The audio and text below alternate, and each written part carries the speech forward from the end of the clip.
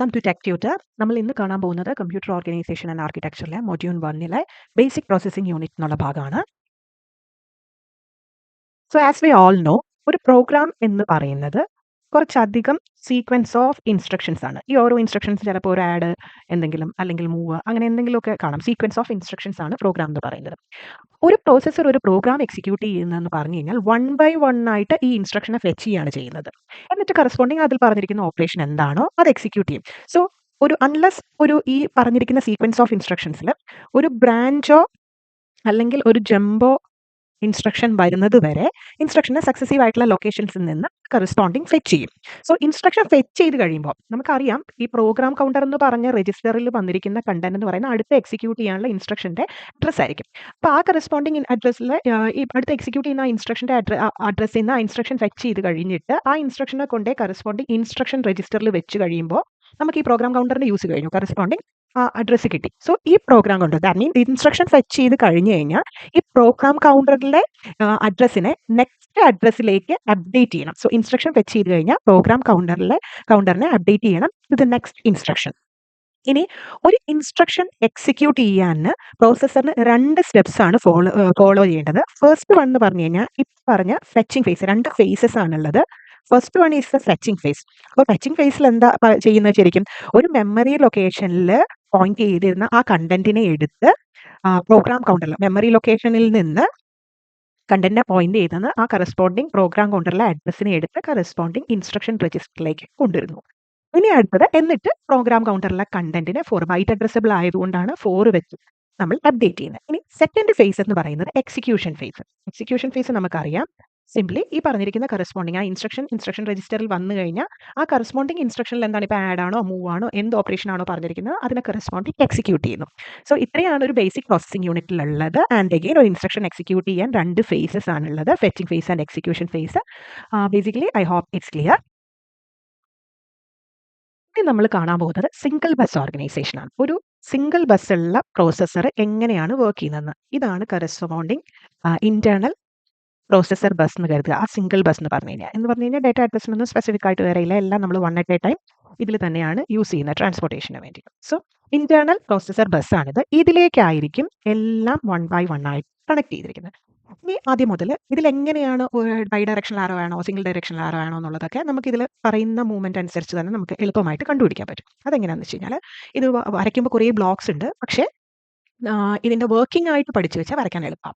So ഒരു instruction ഒരു program execute ചെയ്യണമെങ്കിൽ ഫസ്റ്റ് തിങ് എന്തായിരുന്നു, പ്രോഗ്രാം കൗണ്ടറിൽ നിന്ന് പ്രോഗ്രാം കൗണ്ടറിലെ അഡ്രസ്സിനെ ഫെച്ച് ചെയ്യണം. സോ പ്രോഗ്രാം കൗണ്ടറിൽ നിന്ന് അഡ്രസ്സിനെ ഇന്റേണൽ ബസ്സിലേക്ക് കൊടുത്തിട്ട് ആ കറസ്പോണ്ടിങ് അഡ്രസ്സിൽ പോയിട്ട് വേണം കറസ്പോണ്ടിങ് അഡ്രസ്സിൽ പോകണം. അങ്ങനെ അഡ്രസ്സിൽ പോകാനായിട്ട് മെമ്മറി അഡ്രസ് ആണെങ്കിൽ മെമ്മറിയുമായിട്ട് കണക്ട് ചെയ്യാൻ നമുക്ക് ഒരു വഴിയേ ഉള്ളൂ, മെമ്മറി അഡ്രസ് രജിസ്റ്റർ വഴി. സോ അത് പോകുന്നത് മെമ്മറി അഡ്രസ് രജിസ്റ്ററിന്റെ ഇൻപുട്ട് ആയിട്ടാണ്. അപ്പോൾ ഇതിൽ നിന്ന് അഡ്രസ്സ് ഫെച്ച് ചെയ്തിട്ട് ഇതിന് പോകാൻ തിരിച്ച് ഇതേ വഴിയല്ല പോകുന്നത്, ഒരൊറ്റ വഴിയേ ഉള്ളൂ, that is the address line. Address line എന്തിനാണ് ഇത് വേറെ വരുന്നത്, ബിക്കോസ് ഇത് മെമ്മറി മെമ്മറിയുടെയാണ് കറസ്പോണ്ടിങ്. സോ മെമ്മറിയിലേക്കാണ് കണക്ട് ചെയ്യുന്നത്. ഇനി അവിടെ പോയി മെമ്മറി അഡ്രസ്സിൽ സാധനം എത്തിക്കഴിഞ്ഞാൽ അവിടുന്ന് ഡേറ്റേനെ തിരിച്ച് ഫെച്ച് ചെയ്തുകൊണ്ട് വരണം. അത് നമുക്ക് മെമ്മറി അഡ്രസ് രജിസ്റ്റർ വഴി തന്നെ പറ്റില്ല. അവിടെ നിന്നുള്ള തിരിച്ചുള്ള ഡേറ്റേനെ എടുത്തിട്ട് കണക്ട് ആവുന്നത് മെമ്മറി ഡേറ്റ രജിസ്റ്റർ ആയിട്ടാണ്. ആൻഡ് സെയിം വേ ഇപ്പോൾ വന്ന ആ ഡേറ്റേനെ അങ്ങനെ നമ്മൾ ഇന്റേണൽ പ്രോസസ്സർ ബസ്സിലേക്ക് കൊടുക്കും. ഓക്കെ, സോ ഇത് പ്രോഗ്രാം കൗണ്ടറിൽ നിന്ന് വന്ന കാര്യം. ഇനി നമുക്ക് ആ സാധനം കിട്ടി അത് എങ്ങനെ വെക്കുന്നത്, നമ്മൾ ഇൻസ്ട്രക്ഷൻ രജിസ്റ്ററിലേക്ക് കൊണ്ടേ എടുക്കണം. ആ ഇൻസ്ട്രക്ഷൻ രജിസ്റ്ററിൽ നമ്മൾ വെച്ചു. ഇൻസ്ട്രക്ഷനിൽ വന്നു കഴിഞ്ഞ് കഴിഞ്ഞാൽ പിന്നെ ആ ഇൻസ്ട്രക്ഷൻ എന്താ ചെയ്യാൻ പറയുന്നതെന്നാണ് നമ്മൾ നോക്കേണ്ടത്. സോ അത് നമ്മൾ എങ്ങോട്ട് കൊടുക്കണം, ഇൻസ്ട്രക്ഷനെ ഡീകോഡ് ചെയ്ത് അതിന്റെ കൺട്രോൾസ് എടുക്കാൻ വേണ്ടി കൊടുക്കണം. അപ്പം നമ്മൾ കൊടുക്കാൻ പോകുന്നത് instruction decoder and control logic, അതിന്റെ കറസ്പോണ്ടിങ് കൺട്രോൾ സിഗ്നൽസ് ഉണ്ടാക്കാൻ വേണ്ടിയിട്ട് ജനറേറ്റ് ചെയ്യാൻ വേണ്ടിയാണ് നമ്മൾ കൊടുക്കുന്നത്. സോ ഇതിലേക്ക് കൊടുക്കുന്നു. അപ്പോൾ ഈ സാധനം എന്ന് പറയുന്നത് എന്താണ് ഇൻസ്ട്രക്ഷൻ പറയുന്നതും അതിന്റെ കൺട്രോൾ സിഗ്നൽസും ജനറേറ്റ് ചെയ്യുക. അപ്പോൾ ഇൻസ്ട്രക്ഷൻ പറയുന്നത് എന്താണെന്നുള്ളത് എടുത്തിട്ട് ഇന്റേണൽ പ്രോസസ്സറിൽ ബസ്സിൽ കൊടുക്കണം. അപ്പോൾ ഇന്റേണൽ പ്രോസസ്സർ ബസ് അത് കറസ്പോണ്ടിങ് രജിസ്റ്ററിലേക്കാണോ എന്ത് ഓപ്പറേഷനാണ് ചെയ്യുന്നത് അതൊക്കെ നോക്കാൻ സർക്കുലേറ്റ് ചെയ്യാൻ വേണ്ടി പ്രോസസ്സർ ബസ്സിലേക്ക് കൊടുക്കും. ഇനി കൺട്രോൾ ലോജിക്, അതായത് കൺട്രോൾ സിഗ്നൽസ് ജനറേറ്റ് ചെയ്തതിന് ഓരോരോ ഭാഗത്തേക്ക് കൊടുക്കാനുണ്ട്, അതിന് കൺട്രോൾ സിഗ്നൽസ് കറസ്പോണ്ടിങ് ഓരോ യൂണിറ്റിനുള്ളതും കൊടുക്കും. സോ ഇതെന്ന് പറയുന്നത് കൺട്രോൾ സിഗ്നൽസ് ആണ് ഈ പോകുന്നത്. അറ്റ് ദ സെയിം ടൈം ഇത് ആ കറസ്പോണ്ടിങ് ഇൻസ്ട്രക്ഷനിൽ പറഞ്ഞിരിക്കുന്ന ഓപ്പറേഷൻ്റെയും ഡേറ്റയൊക്കെ ഫെച്ച് ചെയ്യാനുള്ള ഡീറ്റെയിൽസ്. ഇനി നമുക്ക് ഡേറ്റ എന്ന് പറയുന്നത് സപ്പോസ് ചിലപ്പോൾ ഈ ഇപ്പോൾ വന്ന ഡേറ്റേനെ മെമ്മറി ഡേറ്റയിലേക്ക് മെമ്മറിയിൽ നിന്ന് ഫെച്ച് ചെയ്യാനോ തിരിച്ച് എഴുതാനോ ഒക്കെ ഉണ്ടാവാം. ഓക്കെ. അപ്പോൾ അതുകൊണ്ട് ഇത് രണ്ടും bidirectional. That means memory address രജിസ്റ്ററിലേക്ക് ഒരു ഇൻപുട്ടും അതിന് ഒരു ഔട്ട്പുട്ടുമേ ഉള്ളൂ. അറ്റ് ദ സെയിം ടൈം ഇതിന് 2 ഇൻപുട്ട്സ് ഉണ്ട്, 2 ഔട്ട്പുട്ട്സും ഉണ്ടാവും മെമ്മറി ഡേറ്റ രജിസ്റ്റർ. ആൻഡ് ഇത് കണക്ട് ചെയ്യുന്നത് ഫുള്ളായിട്ട് മെമ്മറി ബസ്സിലേക്കാണ്. അപ്പോൾ ഇത്രയും ഭാഗം ക്ലിയർ ആയെന്ന് വിചാരിക്കുന്നു. ഇനി ഇൻസ്ട്രക്ഷൻ രജിസ്റ്ററിൽ സപ്പോസ് നമ്മുടെ ഇൻസ്ട്രക്ഷനിൽ പറഞ്ഞിരിക്കുന്ന ആഡ് R0 R1 എന്നൊക്കെയാണെന്ന് വിചാരിക്കുക. ദാറ്റ് മീൻസ് നമ്മൾ അവിടെ ഈ R0 R1 എന്നൊക്കെ പറയുന്ന ട്രാൻസ്പെറന്റ് രജിസ്റ്റേഴ്സ് അല്ലെങ്കിൽ നമ്മുടെ ജനറൽ പർപ്പസ് രജിസ്റ്റേഴ്സ് ആണ്. ട്രാൻസ്പെറന്റ് എന്ന് പറയുന്നത് എന്തുകൊണ്ടാണെന്ന് വെച്ച് കഴിഞ്ഞാൽ അത് ഡയറക്ട്ലി ഇൻസ്ട്രക്ഷനിൽ വരുന്നുണ്ട്. ഇൻ ദ സെൻസ് നമ്മൾ ഈ പറഞ്ഞ ആഡ് എന്നൊക്കെ പറഞ്ഞ ഇതിൽ ഇൻസ്ട്രക്ഷനിൽ ഇൻക്ലൂഡ് ആകുന്നത് കൊണ്ടാണ് R0 R1 ഒക്കെ ട്രാൻസ്പെറന്റ് രജിസ്റ്റേഴ്സ് എന്ന് പറഞ്ഞത്. അപ്പം നമുക്ക് കറസ്പോണ്ടിങ് ഈ ജനറൽ പർപ്പസ് രജിസ്റ്റേഴ്സ് R0 തൊട്ട് Rn-1 വരെ ഉണ്ടാവും ജനറൽ പർപ്പസ് രജിസ്റ്റേഴ്സ് എന്ന് പറഞ്ഞത്. Rn-1 വരെയുള്ള ജനറൽ പർപ്പസ് രജിസ്റ്റേഴ്സിലേക്ക് അവിടുന്ന് ഡേറ്റ എടുക്കാനും പറ്റും, തിരിച്ച് റൈറ്റ് ചെയ്യാനും പറ്റും. സോ അത് 2 ഡയറക്ഷണൽ ആണ്. ഇനി ആ കറസ്പോണ്ടിങ് ഇപ്പോൾ ഈ പറഞ്ഞ ഇൻസ്ട്രക്ഷനിലെ തന്നെ ഇൻസ്ട്രക്ഷൻ വരുന്നതനുസരിച്ച് നമുക്ക് 2 തരത്തിലുള്ള കാര്യങ്ങൾ ശ്രദ്ധിക്കണം ആക്ച്വലി. ഒന്ന്, ചിലപ്പോൾ ഒരു ഇൻസ്ട്രക്ഷൻ്റെ ഫെച്ചിങ് കഴിഞ്ഞ് കഴിഞ്ഞാൽ പിന്നെ ചെയ്യേണ്ടത് പ്രോഗ്രാം കൗണ്ടറിലെ കണ്ടന്റിനെ 4 വെച്ച് ആഡ് ചെയ്യുകയാണെന്നുള്ളതാണ്. അല്ല, ഇനി കഴിഞ്ഞിട്ടില്ലെങ്കിൽ ആ കറസ്പോണ്ടിങ് ഇൻസ്ട്രക്ഷനിൽ പറഞ്ഞിരിക്കുന്ന ഡേറ്റേനെ നമുക്ക് ആഡ് ചെയ്യണം. സോ അവിടെ ഒരു സെലക്ഷൻ വരുന്നുണ്ട്. എന്താണ്, ഒന്നെങ്കിൽ പ്രോഗ്രാം കൗണ്ടർ ഇൻക്രിമെന്റ് ചെയ്യുക, അല്ലെങ്കിൽ ആ ഇൻസ്ട്രക്ഷനിൽ പറഞ്ഞിരിക്കുന്നത് ചെയ്യുക എന്നുള്ളത്.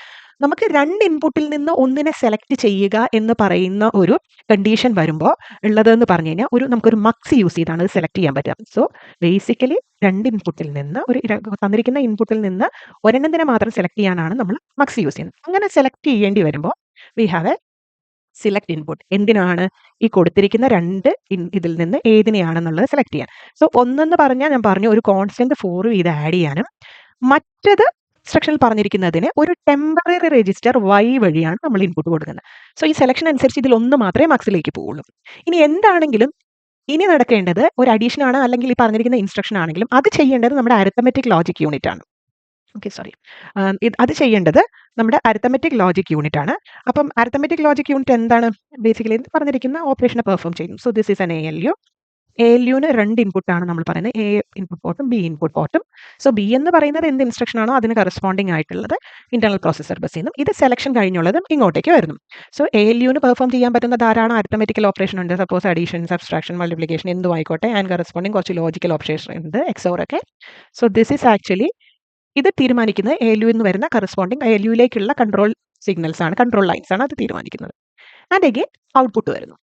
ഇത് ബേസിക്കലി പെർഫോം ചെയ്തിട്ട് ഔട്ട്പുട്ട് വരുന്നു. And suppose based on the arithmetical instructions ചിലപ്പോൾ നമുക്ക് എന്താണ് ക്യാരി ഇൻ ഒക്കെ ചെയ്യേണ്ടി വരും. സോ ക്യാരി ഇൻ എന്ന് പറഞ്ഞൊരു ഇൻപുട്ട് കോഡ് ഉണ്ട്. ചെയ്ത് കഴിഞ്ഞുള്ള റിസൾട്ടിനെ Z എന്ന് പറഞ്ഞ വേറൊരു ടെമ്പററി രജിസ്റ്ററിലേക്കാണ് സ്റ്റോർ ചെയ്യുന്നത്, ഫെച്ച് ചെയ്യുന്ന കൊടുക്കുന്നത്. ആൻഡ് അവിടെ നിന്ന് ഇന്റർണൽ പ്രോസസറിലേക്ക്. ആൻഡ് സപ്പോസ് ഇൻ ബിറ്റ്വീൻ എന്തെങ്കിലും ഒരു ടെമ്പററി സ്റ്റോറേജ് ഉണ്ടെന്നുണ്ടെങ്കിൽ അതിനൊരു ടെമ്പററി രജിസ്റ്റർ ഉണ്ട്, and we call it temp.